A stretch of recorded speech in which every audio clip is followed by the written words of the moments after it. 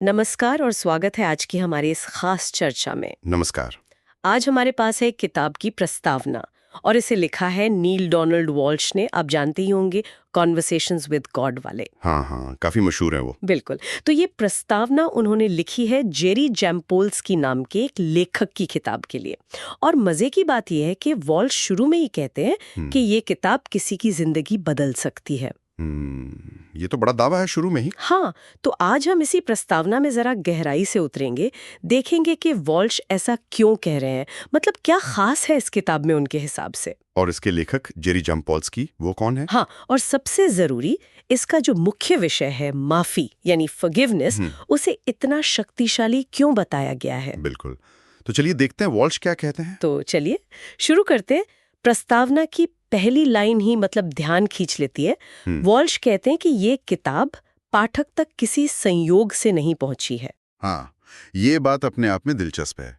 ये सिर्फ एक भूमिका नहीं है, ये एक तरह से पाठक को तुरंत जोड़ने की कोशिश है। सही। मतलब वॉल्श कह रहे हैं कि भाई अगर ये किताब आपके हाथ में है तो ये यूं ही नहीं है, शायद किसी मकसद से है, किसी उच्च शक्ति का इशारा हो सकता है। हाँ, वो तो कहते हैं कि शायद किसी दोस्त ने दी हो या तोहफे में मिली हो या बस बुक स्टोर में नजर पड़ गई। वजह कुछ भी हो, इसके पीछे एक मतलब है। एक उद्देश्य है। ये पाठक को खास महसूस कराने का तरीका है कि देखो ये तुम्हारे लिए है, इस पर ध्यान दो। बिल्कुल। और वो ये भी जोड़ते हैं कि जब कोई सच में मदद या किसी तरह की रोशनी ढूंढ रहा होता है तो ईश्वर ऐसे ही तरीकों से बात कर सकता है। वो तो लिखते हैं कि उन्हें पूरा यकीन है कि ये ईश्वर का ही काम है। ये तो मतलब पढ़ने से पहले ही पाठक पर एक अलग तरह का वजन डालता है, या शायद कहें एक जिम्मेदारी। हाँ, या एक उत्सुकता भी जगाता है। कुछ हमें मिलवाते हैं किताब के लेखक जेरी जैम्पोल्स्की से, और उनका वर्णन भी बड़ा प्रभावशाली है। हाँ, काफी सजीव चित्रण किया है। वो लिखते हैं कि जेरी एक ऐसे इंसान है जिनके अंदर शांति, प्रेम और आनंद मतलब भरपूर हैं। और ये उनके चेहरे से, उनकी आंखों से, मुस्कान से झलकता है। हाँ, और वॉल्स कहते हैं कि जब जेरी किसी से हाथ मिलाते हैं या गले मिलते हैं, और जाहिर है वो अक्सर ऐसा करते हैं, तो वो शांति और प्रेम आपको महसूस होता है। मतलब सिर्फ बौद्धिक बात नहीं, एक अनुभव। बिल्कुल, एक अनुभव की बात कर रहे हैं। लेकिन वो यही नहीं रुकते, वो जेरी की विश्वसनीयता को भी मजबूत करते हैं। वो कैसे? वो बताते हैं कि जेरी ने सैन फ्रांसिस्को बे एरिया में सेंटर फॉर एटीट्यूडनल हीलिंग की स्थापना की। ये कोई छोटी बात नहीं है। नहीं, बिल्कुल नहीं। और फिर दुनिया भर में ऐसे 100 से ज्यादा सेंटर स्थापित करने में मदद की। तो उनके काम का पैमाना दिखता है। हाँ। फिर उनकी पिछली किताब love is letting go of fear, उसका जिक्र करते हुए कहते हैं कि वो पिछले 50 सालों की व्यवहारिक आध्यात्मिकता पर सबसे महत्वपूर्ण किताबों में से एक है। तो ये सब बताने का मकसद क्या है? ये स्थापित करना कि जेरी जैम्पोल्स्की कोई नए नए गुरु नहीं हैं, बल्कि दशकों से इस फील्ड में काम कर रहे एक अनुभवी और सम्मानित व्यक्ति हैं। और शायद सबसे अहम बात जो वॉल्श कहते हैं वो ये कि जेरी जो सिखाते हैं उसे जीते भी हैं। वे अपनी बात पर चलते हैं, है ना? ही वॉक्स हिज टॉक। हाँ, बिल्कुल। ये वॉक से स्टॉक वाला पहलू बहुत जरूरी है, खासकर आध्यात्मिकता और सेल्फ हेल्प में, क्योंकि लोग जानना चाहते हैं कि क्या ये बातें सिर्फ कहने की हैं या वाकई काम करती हैं। सही कहा। लेकिन इसके फौरन बाद वॉल्श एक ऐसा मोड़ लाते हैं जो जेरी के चित्रण को और भी मानवीय और शायद ज्यादा भरोसेमंद बना देता है। आप उस हिस्से की बात कर रहे हैं जहां वॉल्श ये साफ करते हैं कि जेरी कोई परफेक्ट इंसान नहीं है, कोई देवदूत नहीं है। हाँ, बिल्कुल वही। वॉल्श लिखते हैं कि जेरी का जीवन हमेशा आसान या सुलझा हुआ नहीं रहा, उन्होंने संघर्ष देखे हैं। वो बताते हैं कि जेरी ने अहंकार से लड़ाई लड़ी है, डर का सामना किया है और प्रेम के साथ भी संघर्ष किया है। ये बात बहुत महत्वपूर्ण है। हाँ, क्योंकि ये उन्हें हमारे जैसा बनाता है। बिल्कुल। वॉल्श उन पलों का जिक्र करते हैं जब कोई बड़ा बनना चाहता है पर छोटा व्यवहार कर बैठता है, या नरम होना चाहता है पर सख्त हो जाता है, या बुद्धिमान दिखना चाहता है पर मूर्खता कर देता है। हाँ। ये स्वीकार करना जेरी को किसी ऊंचे आसन पर बैठे गुरु जैसा नहीं, बल्कि हमारे जैसा दिखाता है, एक साथी यात्री जैसा। मुझे ये कॉन्ट्रास्ट बड़ा दिलचस्प लगा। एक तरफ वो शांति और प्रेम से भरपूर, दूसरी तरफ उन्होंने गहरे संघर्ष भी झेले। तो वॉल्श इसे कैसे जोड़ते हैं? यही तो उनकी महान उपचार अंतर्दृष्टि है, जैसा वॉल्श कहते हैं, ग्रेट हीलिंग इनसाइट।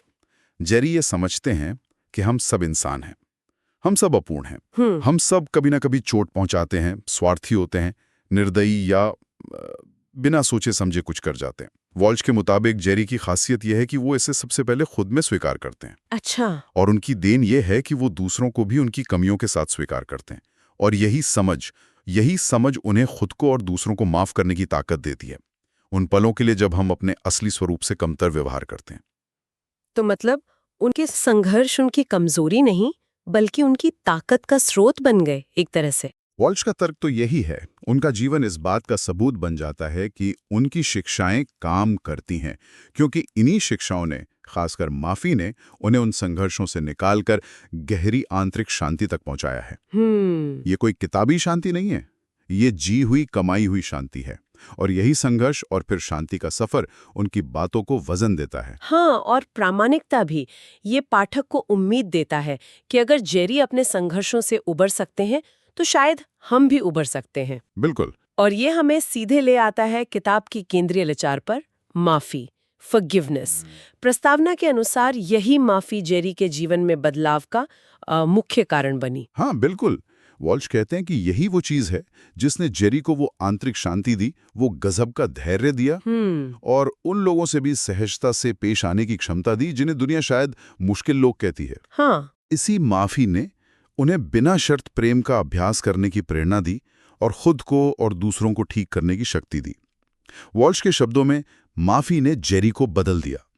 ये बहुत शक्तिशाली दावा है। और वॉल्श माफी की शक्ति पर और भी जोर देते हैं। वो कहते हैं कि माफी सब कुछ बदल सकती है और वो रातों रात शब्द का इस्तेमाल करते हैं। ओवरनाइट। हाँ। ये सुनने में लगभग जादुई लगता है ना? बिल्कुल। रातों रात बदलाव का दावा बहुत बड़ा है। ये ध्यान खींचता है, लेकिन शायद इसे एकदम शाब्दिक रूप से ना लिया जाए।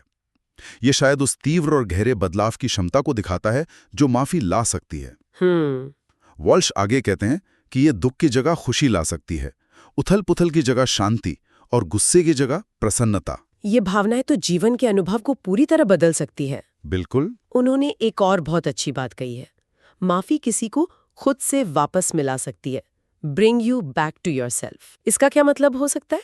ये एक गहरा आध्यात्मिक विचार है। मतलब ये कि जब हम माफ नहीं करते, जब हम कड़वाहट, गुस्सा या चोट को पकड़े रहते हैं, तो हम अपने सच्चे स्वरूप से, जो प्रेम में है, शांत है, उससे कट जाते हैं। हम वो नहीं रह पाते जो असल में हैं। माफी उस दूरी को खत्म करती है।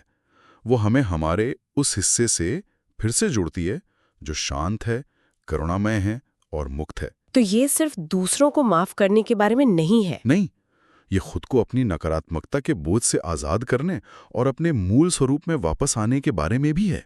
उतना ही महत्वपूर्ण। ये खुद से वापस मिला सकती है वाली बात सोचने पर मजबूर करती है। लेकिन वॉल्श यथार्थवादी भी हैं। वो मानते हैं कि माफी के बारे में बातें करना, उसके फायदे गिनाना, ये सब आसान है। हाँ, करना मुश्किल है। उन्होंने खुद अपने जीवन में ये महसूस किया है, ऐसा वो लिखते हैं। सही। और यहीं पर वो जेरी की किताब के महत्व को बताते हैं। वो कहते हैं कि ये किताब इसलिए जरूरी है क्योंकि ये सिर्फ माफी का गुणगान नहीं करती, बल्कि ये सिखाती है कि इस चमत्कारिक उपकरण, मिरेक्युलस टूल, का इस्तेमाल कैसे किया जाए। अच्छा, तो ये प्रैक्टिकल गाइड जैसी हो सकती है। ऐसा ही लगता है। ये संकेत है कि किताब शायद बहुत व्यवहारिक होगी, जिसमें शायद कुछ तरीके, कुछ कदम बताए गए होंगे। ये उन लोगों के लिए उम्मीद जगाता है जो माफी की जरूरत तो महसूस करते हैं पर समझ नहीं पाते कि करें कैसे, शुरू कहां से करें। हाँ, ये बात तो है। तो ये सिर्फ फिलॉसफी नहीं बल्कि कैसे करें गाइड भी हो सकता है। लगता तो यही है। और फिर वॉल्श एक और बड़ा विचार सामने रखते हैं जो माफी को सिर्फ व्यक्तिगत भलाई तक सीमित नहीं रखता, बल्कि उसे एक व्यापक सामूहिक उद्देश्य से जोड़ता है। आप उस हिस्से की बात करिए जहां वो कहते हैं कि हम सब यहाँ एक दूसरे को ठीक करने के लिए आए हैं, हील करने के लिए। हाँ, ये एक बहुत बड़ा दावा है। वॉल्श मानते हैं कि हमारा इस ग्रह पर होने का एक मकसद है, एक दूसरे को ठीक करना। किस चीज से ठीक करना? हर गलत विचार से, हर छोटी सोच से, अपने बारे में हर उस सीमित या डरी हुई धारणा से जो हमें ये महसूस करने से रोकती है कि हम वास्तव में कौन हैं, यानी प्रेम और शांति के स्वरूप। और इस महान काम के लिए हमें कुछ अद्भुत उपकरण दिए गए हैं, जिनमें से माफी सबसे शक्तिशाली उपकरणों में से एक है। ये विचार तो माफी को एक अलग ही लेवल पर ले जाता है। मतलब ये सिर्फ मेरे अपने मन की शांति के लिए नहीं है, बल्कि ये दूसरों की मदद करने का भी एक तरीका है। बिल्कुल। वॉल्श कहते हैं कि भले ही किसी को लगे कि उन्हें खुद ठीक होने की जरूरत नहीं है, हालांकि वो मजाक में कहते हैं कि उन्हें ऐसे बहुत कम लोग मिले हैं जिनके अंदर कोई घाव ना हो, हाँ, फिर भी माफी दूसरों को ठीक करने में मदद करती है। और दूसरों को ठीक करना, वॉल्श के अनुसार, इस ग्रह पर हमारा असली काम है। ये माफी को एक निजी अभ्यास से उठाकर एक सेवा, एक जिम्मेदारी, एक सामूहिक उपचार की प्रक्रिया बना देता है। ये पाठक को एक बड़े उद्देश्य का हिस्सा महसूस करा सकता है। ये वाकई बड़ा विचार है कि हमारा यहाँ होने का मकसद एक दूसरे को ठीक करना है और माफी उसका एक मुख्य औजार है। अच्छा, इस प्रस्तावना के अंत में वॉल्श एक बहुत शक्तिशाली, शायद सबसे ज्यादा रहस्यमय बात कहते हैं। आप उस अंतिम दावे की बात कर रहे हैं जहां वो किताब के स्रोत को ईश्वर से जुड़ते हैं? हाँ, वॉल्श लिखते हैं कि ये किताब जेरी का सत्य जरूर है, लेकिन संदेश ईश्वर का है। वो कहते हैं कि ईश्वर जेरी को एक माध्यम, एक संवादक के रूप में इस्तेमाल कर रहे हैं। इसलिए इस किताब को पढ़ना सिर्फ जेरी जैम्पोल्स्की को पढ़ना नहीं है, बल्कि ईश्वर के साथ बातचीत करने जैसा है। हाँ, और वो फिर से उस बात पर जोर देते हैं कि ये बातचीत, ये मुलाकात संयोग से नहीं हो रही है। ये एक बहुत महत्वपूर्ण दावा है। ये किताब को सिर्फ एक सेल्फ हेल्प गाइड या किसी व्यक्ति के निजी विचारों से कहीं ऊपर उठा देता है। ये इसे एक संभावित दैवीय संवाद का दर्जा देता है। बिल्कुल। ये उस शुरुआती विचार को और मजबूत करता है कि इस किताब का पाठक तक पहुंचना कोई आम घटना नहीं, बल्कि एक उद्देश्यपूर्ण, शायद आध्यात्मिक रूप से महत्वपूर्ण घटना है। इसका पाठक पर क्या असर हो सकता है, आपको क्या लगता है? ये पाठक पर एक तरह की जिम्मेदारी डालता है कि वो इसे गंभीरता से ले। ये सुझाव देता है कि पाठक को शायद पन्नों में छिपे गहरे अर्थों पर ध्यान देना चाहिए, क्योंकि वो सिर्फ एक लेखक के विचार नहीं पढ़ रहे, बल्कि शायद एक उच्च शक्ति के संदेश के साथ जुड़ रहे हैं। ये वॉल्श के अपने काम कन्वर्सेशंस विद गॉड के साथ भी जुड़ता है, जहां वो ईश्वर से सीधे संवाद की बात करते हैं। हाँ, ये बात सही है। ये इस विचार को बल देता है कि ईश्वर आज भी अलग अलग तरीकों से हमसे बात कर रहे हैं। बिल्कुल। तो अगर हम इस पूरी प्रस्तावना को समेटें, तो वॉल्श पाठक को क्या मुख्य संदेश देने की कोशिश कर रहे हैं? ऐसा लगता है ये सिर्फ किताब की सिफारिश से कहीं ज्यादा है। हाँ, बिल्कुल, इसे हम ऐसे देख सकते हैं। पहला, वॉल्श पाठक को एक तरह के दैवीय संयोग का हिस्सा बता रहे हैं। ये किताब सही समय पर उन तक पहुंची है।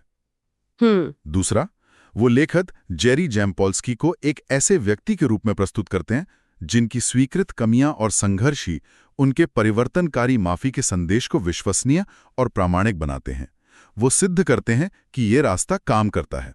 सही। और तीसरा, वो माफी को एक ऐसे शक्तिशाली, लगभग जादुई उपकरण के रूप में पेश करते हैं जो न सिर्फ व्यक्तिगत जीवन बदल सकता है, बल्कि हमें हमारे सामूहिक उद्देश्य, एक दूसरे को ठीक करने में भी मदद करता है। और ये भी साफ है कि ये किताब सिर्फ क्यों माफ करना चाहिए ये नहीं बताती, बल्कि शायद ये भी बताती है कि कैसे माफ किया जाए। वो चमत्कारिक उपकरण का इस्तेमाल सिखाने का वादा करती है। हाँ, ये व्यावहारिक पहलू इसे उन लोगों के लिए खास तौर पर आकर्षक बना सकता है जो माफी के विचार से तो सहमत हैं, लेकिन उसे अपने जीवन में उतारने के लिए संघर्ष कर रहे हैं। ना एक उम्मीद जगाती है कि इस किताब में शायद वो चाबी मिल सकती है, और साथ ही ये हम सब यहाँ एक दूसरे को ठीक करने के लिए हैं वाला विचार पाठक को एक बड़े मिशन से जोड़ता है। बिल्कुल। तो चलिए अपनी इस गहरी बातचीत के अंत में एक विचार छोड़ जाते हैं जिस पर सोचा जा सकता है। जरूर। अगर, जैसा कि वॉल्श इतने जोर देकर कहते हैं, इस किताब को पढ़ना किसी उच्च शक्ति के साथ बातचीत करने जैसा है, तो कोई पाठक इसके पन्नों में किस सवाल का जवाब खोजने की उम्मीद कर सकता है? अच्छा सवाल है। क्या ये कोई व्यक्तिगत दुविधा का हल हो सकता है, किसी रिश्ते को सुधारने का तरीका, या शायद जीवन के उद्देश्य के बारे में कोई गहरी समझ? हाँ। और इसी से जुड़ा एक और सवाल, अगर हम सब यहाँ एक दूसरे को ठीक करने के लिए हैं, जैसा वॉल्श मानते हैं, तो माफी के इस उपकरण का, जैसा यहाँ बताया गया है, आज अपनी रोजमर्रा की बातचीत में, अपने रिश्तों में, अपने काम की जगह पर या अपने समाज में कैसे उपयोग किया जा सकता है? ये सोचना वाकई दिलचस्प है। हाँ, कि ये व्यक्तिगत बदलाव का उपकरण सामूहिक उपचार का साधन कैसे बन सकता है, खासकर आज की दुनिया में जहां शायद हमें इसकी सबसे ज्यादा जरूरत है।